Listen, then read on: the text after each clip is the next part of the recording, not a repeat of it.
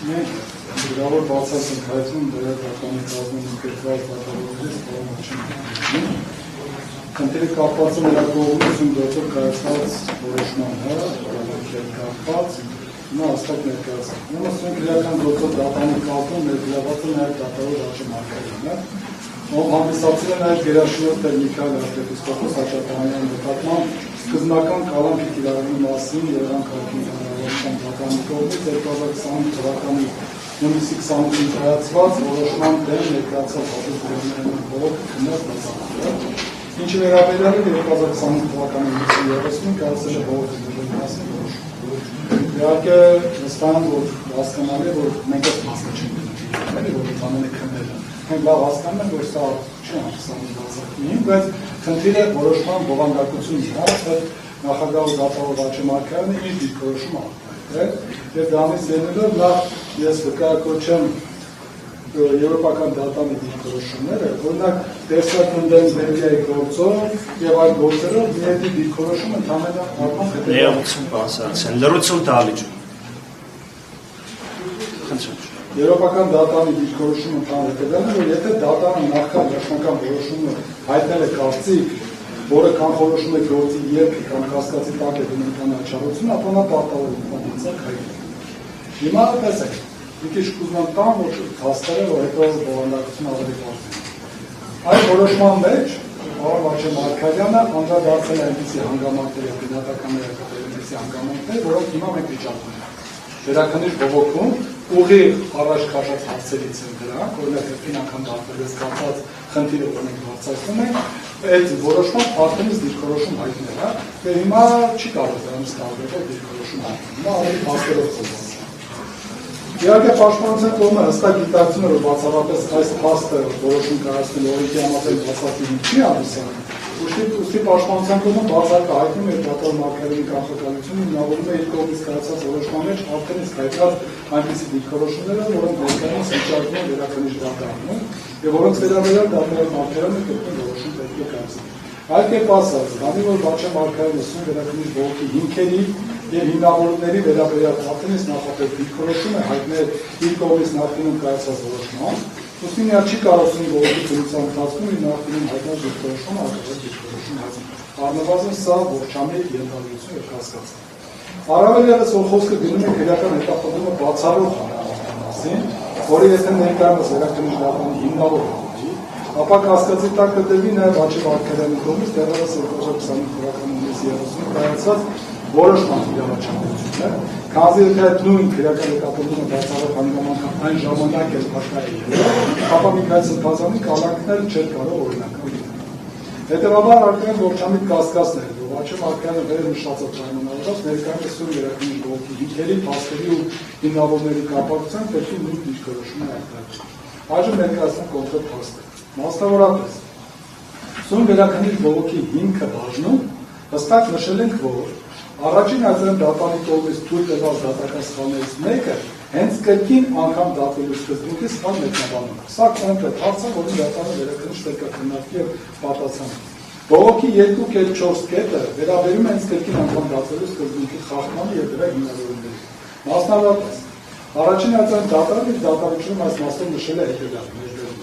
Անդրադառնալով քրեական դատավարության օրենսգրքի 12-րդ հոդվածի առաջին մասի 4 կետով նախատեսված հիմքով քրեական հետապնդումը դատարանելու հարցին, դատանը արձանագրում է հետևյալը.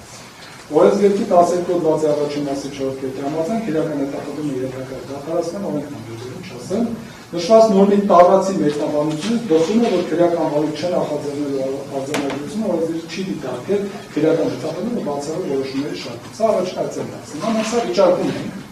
եւ վերաքննիչ բողոքում վիճարկելով այս դիրքորոշումը, վերաքննիչ դատանը պետք է բացի, թե այս մասով որքան է հիմնավոր մեր բողոքը։ Սակայն, ինչպես արդեն նշեցի, դեռևս 2020 թվականի հունիսի 30-ին կայացած որոշման մեջ դատավոր Մարգարյանը արդեն իսկ ներկայացան դիրքորոշում հայտնել, նշելով հետևյալը մեջբերում։ Ինչ վերաբերում է վերանայման բողոքները նշված կրկին անգամ դատվելու անթույլատվության սկզբունքի ենթադրյալ խախտմանը, ըստ այդմ նաև վերաբերում նկատմամբ քրեական հետապնդումը բացառող հանգամանքի արտադրության պայմաններում խափամիջոց ընտրելու անիրավաչափության վերաբերյալ բողոքաբերների փաստարկին, ապա վերաքննիչ դատանի գնահատման պաշտպանների այդ փաստարկը անհիմն է եւ չեն բխում վերաբերելի իրավակարգավորումներից։ Ես խնդրում եմ հատուկ ուշադրություն դարձնել, խոսքը չի գնում նրա մասին, որ արկա փաստերի հիման վրա վերլուծություն է արել, որ հիմա ասենք օրինակ այդ փաստերը արել։ Կոնկրետ իրավակարգավորումների վերաբերյալ դատանը իր դիրքորոշումն է արտահայտել եւ գտնում է, որ ինչ որ ասում մեր ասածը կոնկրետ իրավակարգավորումների չի համապատասխան։ Եվ շարունակում է, մասնավորապես վերաքննիչ դատանի գնահատման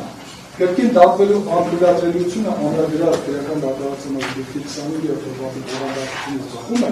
որ քրեական հետախուզում չհարուցելու, կամ քրեական հետախուզումը դատարանցի մասին օրինական ուժի մեջ մտած որոշման հարկայությունն է բացառում քրեական հետախուզումը, նորոգելը։ Հետևաբար կրած պարագայում քրեական վարույց նախաձեռնելու հրաժարվելու մասին 30-ով 2024 թվականի գերությունը վերաքննիչ դատանի գնահատման ինքնին չի կարող համարվել որոշում։ Հետևաբար այդ մասով վերաքննիչ դատանը իր համաձայնությունը հայտնում առաջնացել դատանի հետևությունները։ Ում անհամասը կարող դատական ակտի տեսնել։ Հիմա մենք այս հարցը, ինչպես ասացի, բարձրացել ենք վերաքննիչ դատանում, դատանի կազմը այդ թվում հաշվի արկային նախագահություն պետք է որոշի։ Հիմա մենք ճիշտ ենք ասում թե չէ։ Արդեն ասել է, որ մենք ճիշտ չենք ասում։ Ընդ որում շատ հստակ է հարցը, գնահատել է, որ քրեական վարույթը նախաձեռնելը դա որոշում չի, դա չի կարող կրկին անգամ դատելու այդ սկզբունքի խախտում դիտարկել, որը մենք հիմա ասում ենք հակառակը։ Ինչպես տեսակ, Մարգարյանը վերաքննիչ բողոքված փաստարկներն արդեն իսկ անհիմն է համարել եւ գտել է, որ դրանք չեն բխում արկա իրավակարգավորումներից, ուստի ակնհայտ է, որ սույն դեպքում եւս նույն դիրքորոշումն է արտահայտելու, ինչ անթույլատրելի է կոնկրետ փաստարկի հիմքով։ Սակայն պատվաժան դատավոր Վաչե Մարգարյանը ավելի հեռու է գնացել եւ իր որոշման մեջ նաեւ ավել վերլուծություններ կատարել եւ գնահատել սույն գործի փաստերը։ Որոնք բողոքներում դրան չկար, դրա կարիքը չկար այդ աշճանի մեկնաբանելու, բայց դատավորը հավանաբար փորձելով ավելի պատճառաբանել, ավելի այլ մեկնաբանություններ նշել, որ հիմա կասեմ։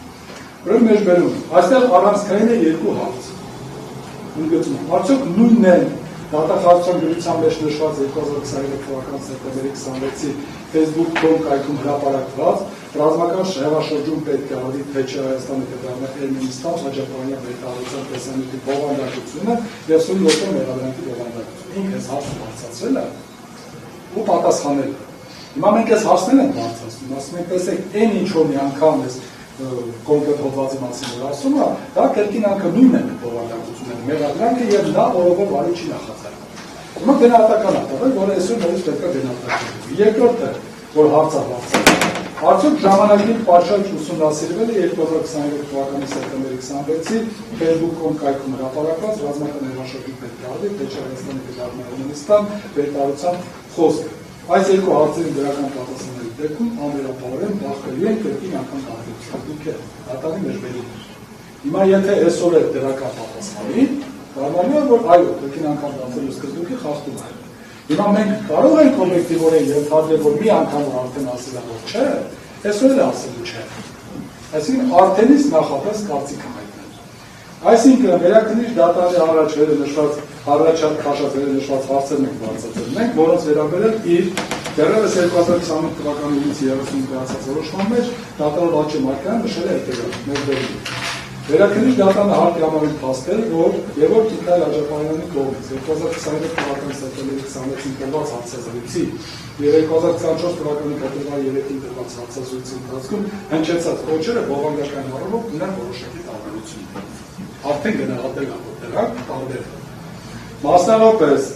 2024 թվականի փետրվարի 3-ի հարցազրույցում մեղադրանքը բացառել է իշխանապողության միակ սահմանադրական տարբերակը ընտրությունները։ Իսկ իրազեկ քաղաքացիների միավորում խորհրդատվական հետեի կողմից